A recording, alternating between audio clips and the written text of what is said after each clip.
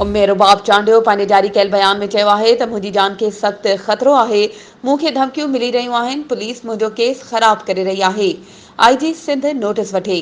असांजे केस में मुलविस जवाबदार करीम चांडियो जे पुट एसएचओ इमदाद चांडियो जंहिं वालिद असांजे क़त्ल केसनि में जेल में आहे, उनखे सुप्रीम कोर्ट जे हुकमनि जे उबतड़ केस होम डिस्ट्रिक्ट में मुक़ररु कयो वियो। मज़कूरा एसएचओ बाबति सुप्रीम कोर्ट में जमा थियल बयान तां पुलिस फिरी वई आहे।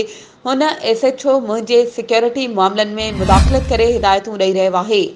हुन चयो त जंहिंसां असांजो मसइलो हलंदड़ आहे उनखे असांजी सिक्योरिटी जी ज़िमेवारी कीअं ॾिनी वई। हुन चयो त डीआईजी चए थो अॻिते ईअं न थींदो। हिन वक़्त ताईं जेको थियो उनजो ज़िमेवार केरु आहे। अगरि मूंखे कुझु थियो त उनजी ज़िमेवार डीआईजी लाड़काणो ऐं सिंध पुलिस हूंदी।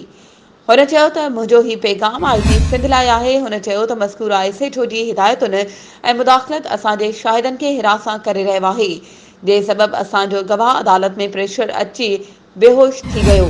हुन चयो त पुलिस जे अहिड़े अमल खां पोइ मां कीअं यकीन रखां त असां सां इंसाफ़ थींदो।